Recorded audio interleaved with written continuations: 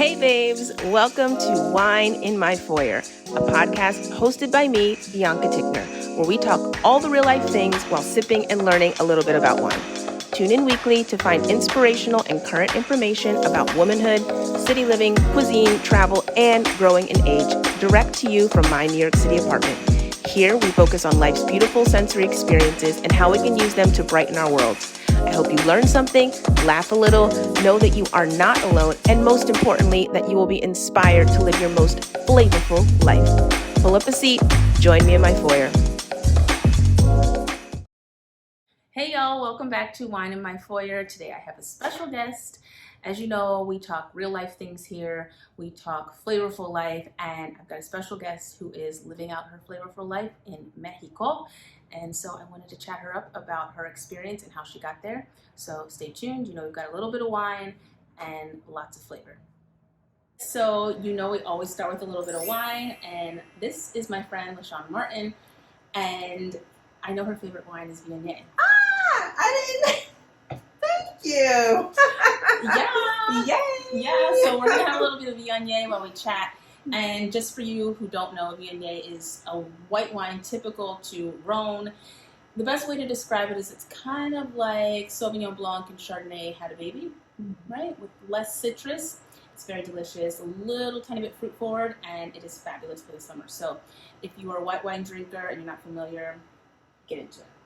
I remember texting you being like, oh my God, I tried Viognier and it's my new favorite. Yeah, Cheers. The reason we're doing this episode, and I am interviewing my longtime friend here, is to get her perspective on a move to Mexico. And so I wanted her to share a little bit of her story. But before we get in there, we know her favorite wine. But let's talk a few things, just a little bit of few things about you. So, New York City or Paris? Ooh, that's a hard question. Especially right now because I'm in love with Brooklyn and revisiting New York as a tourist and being away for 3 years. I would have to say New York right now. However, you asked me 3 years ago, it would be Paris. Okay. Yeah. So sometimes. Yeah. Do you have a favorite song that you're into right now? Or artist? But I have a favorite artist, like roundabout playlist. Mm-hmm. I'm in a jazz mood, you know. Yeah. You know, we sophisticated. But I really love Robert Glasper. Oh, okay. And all of the artists that he usually brings in his concerts are like amazing. So Alex Isley, he's had some remix with Wheel Hathaway. Oh, okay. Like I'm in love with everything he does. So anybody who's assigned, you know, adjacent to him, I'm listening to their songs. Okay. Too, so smooth, yes. Vibe, I'm like just soft era. Energy. Yes. Yes, I love it. What do you consider to be a flavorful life or a life well lived? What does that mean to you? Good question. For me, it's really just living your life out loud, you know. Even though challenges come, you know, life is gonna life, right? But it's like doing the things that bring you most, you know, excitement and peace at the same time, having a balance, you know. Doing fun stuff. Like me, I'm based in Mexico, but I love New York and paying this expensive rent, okay, right now. To be in New York. To experience New York in the summertime because it's the best time, you know. That to me is being flavorful. Making the sacrifices that you want. I mean, the sacrifices that you need to have the life that you want. Yep. You know, whether that's right now, it's immediate return, or you know, later. Or sowing the seeds for later. Yeah. Right. And so that's what we're all about here. We're all about sowing seeds and just investing in ourselves to make sure that we are living our flavorfulest, our most full life. And so that's why I brought Shawna on here because I feel like she is pointed in that direction. And her experience in getting to Mexico, I feel like is a journey that a lot of people should hear about, might be inspired by. So we're gonna shoot Shawna with a few questions about how she got there and what life has been like, the beautiful and the ugly. Because life is beautiful, okay? But like, come on, you know, there's some rough roads. So we'll talk about all those things. Well, take us back. You live in which part of Mexico? Tulum, Mexico. And how did you get there? What happened? Covina. Covina. Covina. No, like everyone else, you know, COVID happened. I lost my job.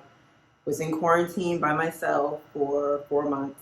And, it was, I don't want to say a depressing situation, but it was very depressing. Like, it was just like, even though I got, out every day, walk Central Park, 6 miles, and would have like outdoor meetups with my girlfriends, it just was different. What I learned was that I was like high functioning, I hate to say the word, but trigger warning. Say it. Trigger warning. High functioning anxiety, as long as I was doing and being and da da da da da da, I didn't really deal with, the things that I needed to deal with internally. And I think being by myself really brought those things to surface. And so, when we had the first lift of restrictions, I was like, peace out. I'm not spending my summer here. And in my mind, I knew I was going to be going back to work in September. Like, I don't ever have to struggle to find a job. I have a finance background. That's a blessing. Okay, praise the Lord. And now I'm in technology, so there's always a need for my roles. So I knew I would go back to work in the fall, not knowing what job it would be, but I was just like, you know what? I can't spend my summer here. I really need to do something nice for myself. And so I was like, you're not spending summer here? And I said, where are we going? And I was like, Mexico. Where are we going to Mexico? Tulum. Why Tulum? I have no idea, but they have a saying there that Tulum chooses you. And I think I remember having a conversation with you before where I shared that I had went to Mexico for my cousin's bachelorette, and I went to Tulum for like 2 days, and I was like, oh my gosh, Bianca, I love it. I was like, I could so see myself buying a condo here. It's only $85,000. If I work 2 jobs, I could just save the money. Hustle. And a year later, I was there. I mean, if you really asked me if I was going to live in Mexico, I would have never said that. I always had desire to live abroad, but it wasn't Mexico. It was like Paris or Nice or something like somewhere in Europe. So that's how I got there. And when I went, I was planning to go for a month, and that month turned into 6 weeks. That 6 weeks turned into 2 months, and then before I knew it, I had been there 3 months. And I was like, okay, I need to come back and check on my apartment, So I came back to New York for like 3 weeks, and I was like, I don't miss it. Let me go back, and then the rest was history. Yep. Yeah. You've been there how long now? It'll be 3 years next month. Yeah, in August. 3 years. No, July. Oh. Yeah, I left at the end of July. Oh. Literally, yeah. Oh, wow. So Yeah. time is I freaking know. flying. Ridiculous. Oh my gosh. Yeah. If you haven't been to Tulum is beautiful. It's just gorgeous. Yeah. But every place has its challenges, its benefits, and what I'm assuming are some of the benefits are the finances. And so, if you don't mind sharing, just give a little breakdown about what the difference is compared to what you're paying here to what you're paying for there, and maybe some of that's the same, but yet you might be getting more. So give me an idea of rent here compared to there, and groceries here compared to there, and just dinners out here compared to there. And all this stuff is super fresh because you're in New York City right now. Yes. So I know you can just be like going through it, the horror. the horror. Yeah. So when I first went to Mexico, because it was during COVID, I think, which was similar to New York, all the prices were down. I have girlfriends that have been there since I've, first went, that their rent is like $600 or $800. Oh, Lord. I wasn't a part of that first wave. Had I known what I, knew maybe like 3 months later that I was really going to stay, I would have jumped on the bandwagon then. But I also feel like timing is everything. I really had to make a commitment and handle my business back here before doing that. So my rent actually is comparable to what I was paying here because I was living in a rent-stabilized building. But I lived in a studio apartment. Yep. So my studio apartment rent started at $1,175. Over the course of 10 years, it got up to $1,300. Which is that is not bad at all. Over 10 years. Over 10 years. But I pay $100 less in Mexico for 2-bedroom, 2-bath. I have a pool. I have a patio. It's furnished. As a part of a complex. As a part of a complex, it's furnished. And my electricity is every 2 months, maybe $125. So like $60-something. But that's because I'm running the AC all day. Ain't nobody got time for mold, and nobody got time for humidity. So, so if I were, a little bit more conscious and not running, the AC and all stuff all the time, it might be like a little less. It'd probably be like $50 or something like that. Yeah. But the point of the matter is that her quality of life has changed. You can now host people comfortably. You can be in the pool on whenever your I want lunch to. break. Yes. You have a patio. All of those things were somewhat unattainable here. Security. Yes, security. So things have elevated. Now tell me about like when you step out your door, because this is a problem for me. I've lived in New York 20 years, but my problem is as soon as I step out the door, $100 falls out of my pocket. That's what happens. On the floor. Yeah. Blown away, like dust in the wind. Just like it's true. You could just go to McDonald's, and I don't even go to McDonald's, and that's the way it is to live here. So you tell me, like, what is it like to just like a day? Like, if you wanted to eat out breakfast, lunch, and dinner, how much would that cost you? Breakfast, depending on where you go. So the prices have gone up in Tulum. The fact of the matter is, everybody got on the bandwagon and was like, "Oh, Tulum is open. Oh, it's cheap. It's free. You know, it's cute. Let me go there." So now the influx of people, not necessarily Mexican people, the Europeans, the Canadians, the Americans that are all have come in, the expats have made the prices go up. So in a week, when I first got there, I could probably live comfortably off of $100, and I really had $100, and I had to push myself to spend that $100 because, like, for a smoothie, a fresh fruit smoothie that was like this, like 17 ounces or whatever, 16 ounces, was like $2. Like to get breakfast with pancakes, eggs, or something like that, that would be like $3 or $4. $3? Yeah. Like it would be like less than 100 pesos. So back in the day, well, I don't know what the exchange rate exactly is right now, but the math that I use to help me like, convert the money is like every 100 peso is $5. So I would eat out for breakfast, coffee and some type of croissant or something, and like eggs or something for less than $5 in the morning. Wow. Lunch, maybe $7. So it was like 5, 10, 15. You good? Yep. Oh my God. Yeah. So that's what it is. But now that we have more restaurants that are like not Mexican owned or based, those prices are more expensive. Okay. So we have like a new patisserie in our neighborhood from a French owner has it. It's maybe like 250 pesos for breakfast. It's like $8 instead of 5. It's almost now 300 pesos is $15, so it's like $12. Oh, okay. Yeah. So that's a big jump. Yeah, that is a big jump. $3 to 12. That's big. Huge. Yeah, that's big. So inflation is definitely making its way around the country. It's not just U.S. It's not just and it's not just all New York. over. It's all over. Yeah. However, if you go to Mexico City, it won't be that way. The still really cheap. Yeah. And I don't know why it's that way. Maybe because there's just so many people. I think it is. It's like they make enough money to. Right. That's wild. Yeah. Okay. Yeah. No. Don't go there. That's my next stop. Don't go there. We don't need those prices going up. Time break. So you had been in New York at that point for 10 years, right? About give or take. Yeah, about 12. Yeah. So of course it was beneficial for you to leave and to move into a beautiful place and to have all these wonderful amenities.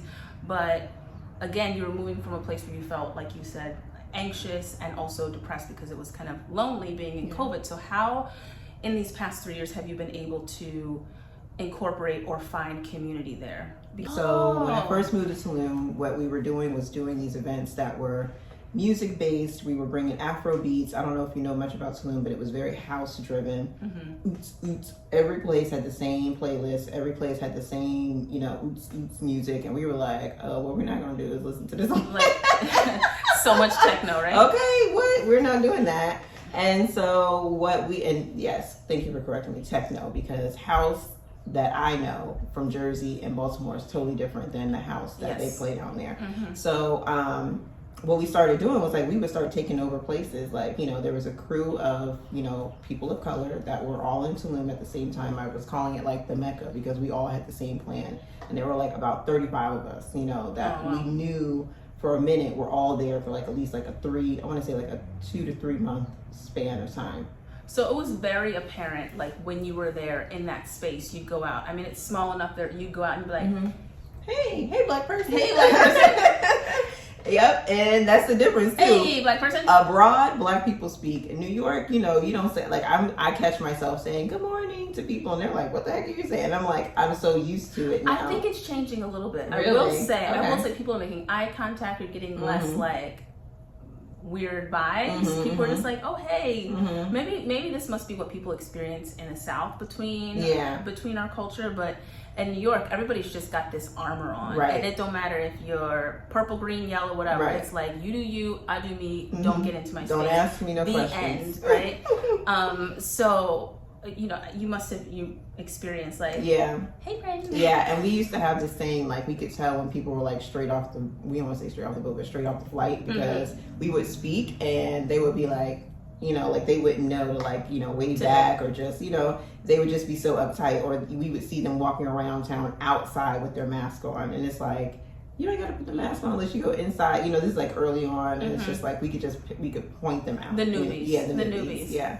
So you reconnected with a friend, and then the Black community there is very small. So I guess just through having like that knowledge of somebody from back in the day, that always helps. Like, oh, I know someone from back in the day. It gave me a sense of security and like safety. You know what I mean? Like, even though, you know, he was out doing his own thing, just having somebody who's familiar and that would be checking for you, you know, if they, you know, we didn't speak every 2 days or something like that, like, hey, you good? Da, da, da. So it was always good to have that. And then through that, I met other people. And then we had this, you know, idea to start having events for us, you know, like going to a place. And what we were trying to do was use places that were not frequented, not the big box, not the popular locations that, you know, folks were going to Tulum for. So what we were doing were, you know, ingesting, you know, tourist dollars into these smaller and, you know, locations or restaurants or whatever, and also providing a venue for the local, you know, like the expats of color and the folks that were traveling to kind of meet. You know, so we were building community with showing them like, hey, we live here, even if just for a short term, and this is what life looks like. Yeah. But we're also having a good time turning up in a safe environment. Right. know? And also making community for us. Right. And also injecting more money into a business that may not be as well frequented. Right. How do you feel now after having been there for 3 years? Do you still consider yourself like, I'm sure you feel like it's home, but do you feel a part of the culture, or do you feel there's some separation? There is some separation, but I think it's personal to me because I'm just shy with like speaking Spanish. And with living in Tulum also, is like, it's a tourist based place. So even when I try to speak Spanish, you know, they will, unless it's like the taxi person, you know, like, and you got to be careful with the taxi folks too, because they're trying to get your money. But it depends on who you're talking to. You know, sometimes when you have a longer standing conversation with, like, say, a taxi person, they will interact with you and they will correct you and they'll be like patient. So that's your best way to practice. Yeah, that's where I get my most practice besides my tutor. But when I'm like at the grocery store or something like that, or I'm going to get my nails done, well, actually my nail girl, she'll speak English to me, I speak Spanish back to her. So I get practice through that too. And you feel comfortable because she's not judging you. Right. And she knows I'm trying to, you know, flex my skills or whatever. And the same for her, because she needs to practice her English. Oh, okay. So that's great. But a lot of people speak English in Tulum, which makes it very difficult to practice. And therefore very difficult to get yourself into like the depths of the local culture. But I have girlfriends there who took a liking to salsa. All of the people who are doing the salsa lessons are, you know, Cuban or Mexican or, you know, Spanish speaking, you know, and so she's able to flex hers even though she's taking tutoring, but she also gets to use her Spanish in that way. Yeah. So I guess the learning point for people who are considering to move would be work on the language so that you can infiltrate yourself into the local community. I'm sure it helps beyond just like riding taxis. I'm sure it could come up in different ways that you would reap the benefits of that. But if you really want to sow a seed and make deep community beyond just whatever community you make interpersonally, is to definitely try and work on the language. But I think for you it wasn't you didn't really know you were going to stay as long until you're like, oh, wait. I know, it's been 3 months. It's been 2 years. I better get to learn that Spanish. But the sad thing is, I took it all 4 years of high school. I took it 2 years in college. But it's, if you don't use it, you lose it. Yeah. And I hadn't, and I lived in Spanish Harlem, so shame on me. You know what I mean? Like, I really should have flexed and used my, sharpened my iron while I had the opportunity, but I did not. But you didn't know you were going to need to use it. And also, like, there's no comparison to learning a language and being in the place at the same time. It's just, there's nothing like it. Yeah. And so you can habla español all you want to in the classroom, but until you're having a conversation with a real person and and you're speaking a mile a minute, like, what? It's not happening. Slow, please, lento, por favor. Yeah.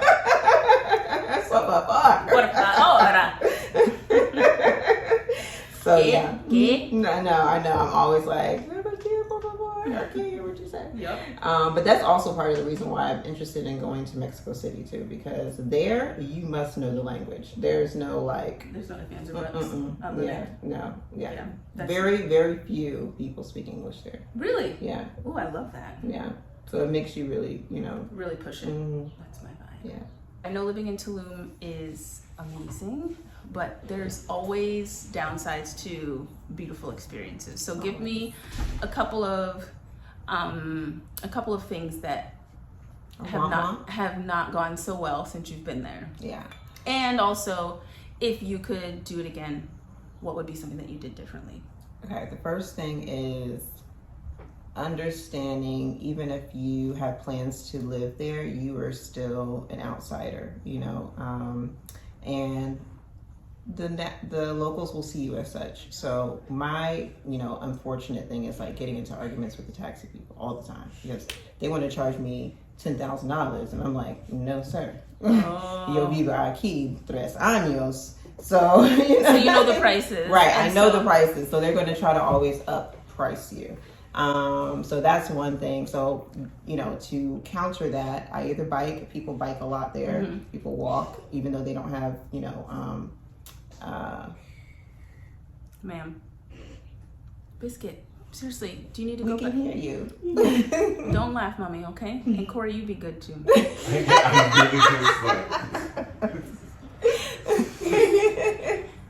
We have visitors. No, I have to go to the other room. I can't do it. Okay, go into Caden's bedroom and turn on the AC. It's gonna be in terms of community. You said you had a friend there, a cousin? No, a friend. A friend. That's so terrible. Like immediately, my brain was like, as a black person, you're like, somebody from back in the day. That's your cousin. So you had a friend there. You created a community. You also created events, but what are other ways that you can inject yourself or make friends there? Yeah, and that's a great question because I have a real one that is embarking on this same path of wanting to travel for a year, doing a gap year. And my advice that I told him was get on Facebook. I know it's old school. I'm not on Facebook. Ain't nobody got time for that. But when you're trying to do this, a lot of the people who are traveling are on Facebook, so joining those groups. I think Nomadness is one of those. Travel Noir is on Instagram, but I don't know if they have a Facebook group. But look at the places that you're looking to go and just put Black in the title. If you're looking for Black it's true. people. It's so true. Because it's there's a group for every place. There really is. That's funny you would say that because we haven't talked about this. And on a previous episode, I spoke about that, about trying to make connections with the places that I was looking to move to in Spain. And I was like, these Facebook groups are the truth. You get on there and you can tell the whole vibe of a place. Right. And by the comments that are on there, you can see the people that live here in the expat community are not nice, or they're amazing, or they get together so often, or you can just tell so much by the comments. And the dynamic of the people too, exactly. People with families, people who are single, exactly. LGBTQ, all of those, different dynamics of people. You will get a feel for those on Facebook. But so not only just that, WhatsApp groups too. So what happens is you start from Facebook when you're an outside. I don't want to say outsider, but when you're not fully there yet, you're planning to move. Facebook group is going to give you like the insight. Once you're there, you need to find out the WhatsApp groups, because that's where your meat and potatoes are about what's happening, what, you know, safety precautions and stuff like that. Okay. One of the things that I started was called Morenitas de Tulum. So that's like the Black girls in Tulum. I started a WhatsApp chat, and from that we just started building, and we started just adding, as we saw, you know, Black girls around town that were staying for long periods of time. We just started adding them to the chat, and it's like a safe place. It's like, where are we buying our hair products? Who does hair? Who can help me take this hair down? Or who wants to go, you know, for drinks and kiki? Or who's going to the beach this weekend? Who wants to cut out this weed? Child, the struggle. Okay. So, you know, it was something that I started, and, you know, honestly, there's so many other just like it. Like the Mexico City girls, there's a Black Girl Magic WhatsApp chat. There's one for Playa del Carmen. There's a lady who started this group called Hermana y Hermana, which is like, you know, us with the Mexican ladies, like women to women, you know, building each other up through entrepreneurship. And it's just like, it's just like a wealth of knowledge that comes from these communities. Now, let me tell you, there'd be some shade thrown up in there a couple times, but like, what are you talking about? Oh, I know. And so you got to see past that and realize and give people grace. Yep. What they say, take the meat and leave the bone. Okay, so okay, don't get caught up in the riffraff. You know, just get your information and get out. You know, like or just stay silent. So, you know, being a admin of one of those chats, I've had to, like, you know. Well, that's where they got them rules. Yeah. That's the rules oh my God. But sometimes people be in their feelings and they just go left, and I'm like, what in the world is happening? Like, we are better than this, you know. So I will say that, you know, we do hold ourselves to a higher standard when we're abroad, and I try to uphold that in my group chat. But yeah, WhatsApp chats are like the thing. You know, like, you got to get in them. Yeah. Facebook, then dip into the WhatsApp chats. Definitely. What's one thing that you would tell everybody and shout from the rooftops, like, if you're going to move to Tulum, please know X? I don't know if there's any one thing. It's a whole rack of things. Well, okay, so there's this thing, and it's more like spiritually based, is that Tulum is going to test you. You're going to come thinking, oh, it's going to be, you know, ponies and roses and all this, like, wonderful things, which it can be, but there are going to be some things that are going to push your buttons, and that are going to challenge you to see if you really want this. So I've had friends who've had issues with finding proper housing and not having, like, issues with the landlord and or working, you know, normal utilities like the toilet and stuff like that. Also having your things stolen, you know. Unfortunately, it is a third world country. That's not going to change. And there's Tulum is a new, you know, town. It's only like 30-something years old. So there's a lot of influx of different people, not only expats from different countries, but there's also different people from different parts of Mexico too that are coming in for, you know, jobs, for the, you know, through the tourism, and also for, like, construction, because there's a lot of construction happening in Tulum. And so those people are making $10 a day.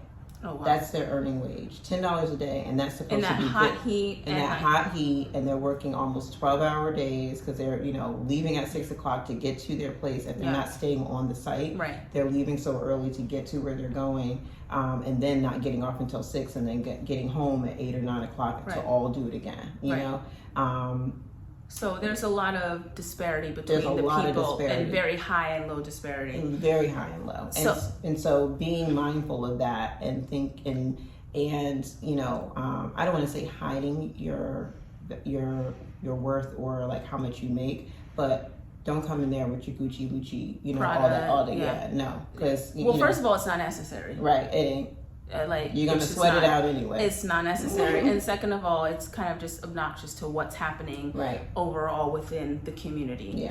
But you said something earlier about testing and making you really show that you want to be there. And I think that's, like, important across the board for anything that you really want. I think there's going to be a test. There's going to be a moment where it's like, do you really want this? And it's gonna pop up for you and for me and for her. I'm sure you have many other examples of times that you've had those tests, but I think that's just a testament to just the way life's on people and how it is, and just when you get to those moments to know, like, make the decision. I really want this. Push through, keep going, even when it's hard. Yeah. If it's going to serve you and grow you and get you to that place where you feel peace or feel calm or accomplish that goal, like see it through, even when it's hard, because it's like good things rarely just come easy. Yeah.